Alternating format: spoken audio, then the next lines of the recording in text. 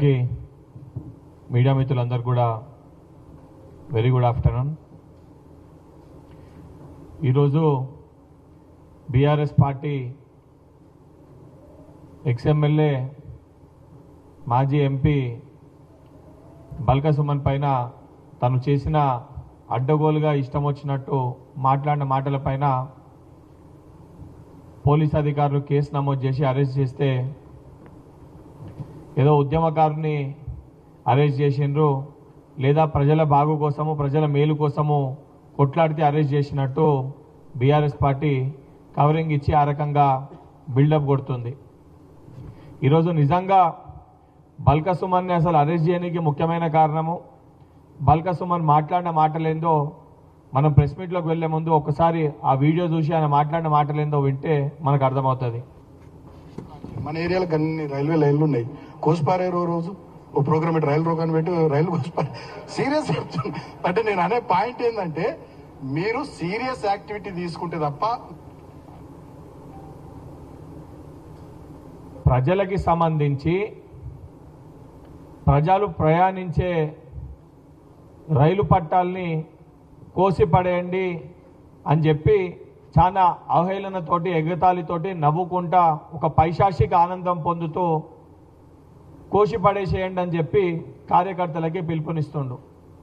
నిజంగా మీకు కోపం ఉంటే లేదా మేము అధికారంలోకి రాలేకపోతున్నామని వ్యక్తిగతంగా మాపైన కోపం ఉంటే మాపైకి రండి, మాపైన కొట్లాడకు రండి, లేదా మాపైన దాడి చేస్తామని చెప్పి మాట్లాడండి.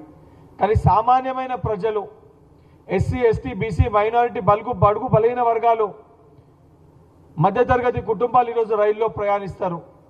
వాళ్ళు ప్రయాణించే రైలు పట్టాలని కోసేసేయండి అంటే వాళ్ళపైన ఎందుకంత కోపము? మీకు ఓట్లు వేయలేదనా?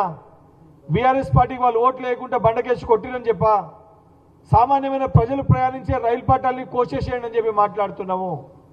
ఉద్యమకారుల్ని కేసుల గురించి మాట్లాడుతున్నాం. మా పైన లేవా కేసులు? మేము కొట్లాడలేదా? 10 ఏళ్ళు రాక్షసత్వంతో బీఆర్ఎస్ పార్టీ పరిపాలిస్తే 10 ఏళ్ల పాటు దాదాపు 5-6 సార్లు జైలు పాలై అడ్డగోలుగా 90కి పైగా కేసులు మా పైన పెట్టుకున్నాము. కానీ ఏ రోజు కూడా శాంతి భద్రతలకి భంగం కలిగించే విధంగా లేదా యాంటీ సోషల్ ఎలిమెంట్స్గా మేము ప్రవర్తించలేదు. ప్రొటెస్ట్ చేసే ఒక విధి విధానం ఉంటుంది, ప్రొటెస్ట్ చేసే ఒక పద్ధతి ఉంటుంది. మనం పిలుపునిద్దామన్న ఒక పద్ధతితోటి సమన్వయంతో ప్రజాస్వామ్యాన్ని భంగం కలగకుండా మనం ప్రొటెస్ట్ చేయాల్సి ఉంటుంది. ఈరోజు ప్రజాప్రభుత్వం పరిపాలించే విధానం వలన రైతులు కానీ సింగరేణి కార్మికులు కానీ ఎవరు కూడా బీఆర్ఎస్ పార్టీ ధర్నాలకు వచ్చే పరిస్థితి లేదు. ధర్నాలకు వస్తలేరని చెప్పి సుమన్ ఏముంది, వాళ్ళకు ఉన్న దాంట్లో సుమన్ ఒక ఎక్స్ఎమ్మెల్యే. ఇదంతా కూడా ఫార్మ్ హౌస్లో కూర్చున్న K Chandrashekar Rao alias Dubai Shekhar తను అధికారంలోకి రావాలి, మళ్ళీ ముఖ్యమంత్రి కావాలని చెప్పి ఒకవైపు కొడుకు ఒకవైపు అల్లుడితోటి ఈరోజు కొన్ని శాఖలుగా తెలంగాణ రాష్ట్రాన్ని పంచారు. ఒకరికేమో డ్రగ్స్ శాఖ అప్ప చెప్పిండు, ఇంకొకరికేమో రోడ్లపైన అడ్డగోలుగా పిచ్చి కుక్కలేక వర్రమని ఒకరికి అప్ప చెప్పిండు, ఈ ఆఖరికి సుమన్కేమో తగలబెట్టమని చెప్పి అప్ప చెప్పిండు. సిగ్గుందా అని చెప్పి నేను ప్రశ్నిస్తున్నా. కొంచెమన్నా సిగ్గు ఉండాలి. తెలంగాణ రాష్ట్రం దేనికోసం సాధించుకున్నాము?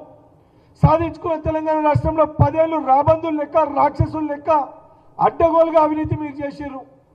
ప్రజాప్రభుత్వం అధికారంలోకి వచ్చినాక ప్రజల బాగు కోసము ప్రజల శ్రేయస్సు కోసము చిత్తశుద్ధితోటి బాధ్యతతోటి రైతులని విద్యార్థులని యువకులని మహిళలని బడుగు బలైన వర్గాల్ని అందరినీ కూడా బాగు చేసే విధంగా ప్రజాప్రభుత్వం పనిచేస్తుంటే ఈరోజు అది జీర్ణించుకోలేక కడుపు మంటతోటి విషం చింపే ప్రయత్నము కల్వకుంట్ల తారక రామారావు, హరీష్ రావు, బల్క సుమన్, కౌశిక్ రెడ్డి కొంతమంది వాళ్ళ ఎమ్మెల్యేలు ఎక్స్ఎమ్మెల్యేలని ముందు పెట్టి ప్రజాస్వామ్యాన్ని కూనీ చేసి శాంతి భద్రతలకి భంగం కలిగించి ఒక యాంటీ సోషల్ ఎలిమెంట్స్ లెక్క ఈరోజు బీఆర్ఎస్ పార్టీ నాయకులని మార్చే ప్రయత్నము కల్వకుంట్ల చంద్రశేఖరరావు నాయకత్వంలో నేతృత్వంలో నడుస్తుంది.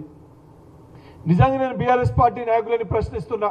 నిజంగా మీకు సోయి ఉంటే సమస్యలపైన మాట్లాడే ఉద్దేశం ఉంటే ఫార్మ్ హౌస్లో తాగిపన్న మీ నాయకుడిని అసెంబ్లీకి రమ్మని చెప్పండి. అసెంబ్లీలో ప్రతి అంశం పైన చర్చించడానికి మేము సిద్ధంగా ఉన్నాం. ఈరోజు సింగరేణి కార్మికుల గురించి నువ్వు మాట్లాడుతున్నావు. సింగరేణి పర్యాక ప్రాంతాలన్నింటిలో కూడా కాంగ్రెస్ పార్టీ ఎమ్మెల్యేని అక్కడ ప్రజలు గెలిపించారు. మొన్న జరిగిన మున్సిపల్ ఎన్నికల్లో కూడా సింగరేణి ఏదైతే ప్రాతినిధ్యం వహించే ప్రాంతాలన్నింటిలో కూడా అత్యధిక మున్సిపాలిటీలు కాంగ్రెస్ పార్టీ కైవసం చేసుకుంది. రామగుండంలో కూడా భారీ మెజార్టీ తోటి కాంగ్రెస్ పార్టీ మున్సిపల్ చైర్మన్ అక్కడ ప్రజలు ఎన్నుకున్నారు. ఈరోజు సింగరేణి కార్మికులు కూడా, సింగరేణి ప్రాంత ప్రజలందరూ కూడా కాంగ్రెస్ పార్టీకి పట్టం కట్టారు. ఇవన్నీ మీకు కూడా తెలుసు. మీరు ఏ ధర్నాలు చేసినా ఆ ప్రజలు మీ వెంట వస్తలేరు, రైతులు మీ వెంట వస్తలేరు, సింగరేణి కార్మికులు మీ వెంట వస్తలేరు. మీ వైపు ఎవరు కూడా పట్టించుకునే పరిస్థితి లేదు. పట్టించుకుంటలేరని చెప్పి కోపంతో, అక్కసుతోటి సామాన్యమైన ప్రజలు ప్రభుత్వ ఆస్తిని ఈరోజు ధ్వంసం చేయండి, అంటబెట్టండి అని చెప్పి సిగ్గు లేకుండా బల్కసుమన్ మాట్లాడిండు. మాట్లాడిన దానికి ఈరోజు పోలీస్ అధికారులు చర్యలు చేపడితే ఏదో ఘనకార్యం చేసినట్టు, ఏదో గొప్ప కార్యక్రమం చేసినట్టు బీఆర్ఎస్ పార్టీ నాయకులు ఏదైతే సంకల్ గుద్దుకొని సుమన్కి సపోర్ట్ చేస్తున్నారో తెలంగాణ సమాజం ఇవన్నిటిని గమనిస్తుంది. తెలంగాణ సమాజం మీ భాగవతాన్ని మొత్తం చూస్తుంది. ఒకవైపు తెలంగాణ రాష్ట్రంలో అడ్డగోలుగా డ్రగ్ కల్చర్ని ప్రమోట్ చేస్తున్న కేటీఆర్, ఏదైతే మీ నాయకుడిగా ఉన్న పైలట్ రోహిత్ రెడ్డి మీ భాగవతాన్ని ప్రజలు గమనిస్తున్నారు. ఏదైతే తెలంగాణ రాష్ట్రంలో శాంతి భద్రతలకు భంగం కలిగించే విధంగా కౌశిక్ రెడ్డి భాగవతాన్ని కూడా తెలంగాణ రాష్ట్ర ప్రజలు చూశారు. ఈరోజు సుమన్ మాట్లాడిన మాటలు కూడా ప్రజలు ఇవన్నింటినీ గమనిస్తున్నారు. తప్పనిసరిగా మీ వైఖరి మారకపోతే రానున్న రోజులలో బీఆర్ఎస్ పార్టీని తెలంగాణ రాష్ట్రంలో శాశ్వతంగా బొందబెట్టే రోజు వస్తుంది. తెలంగాణ ప్రజలు తెలంగాణ ఆస్తుల్ని ధ్వంసం చేసి, ప్రజల సొమ్ముని ఏదైతే దుర్వినియోగం చేసి, ప్రజల్ని ఇబ్బంది పెట్టి ప్రభుత్వ ఆస్తుల్ని ధ్వంసం చేయాలని మాట్లాడే నాయకులకి తగిన గుణపాఠం నేర్పిస్తారు.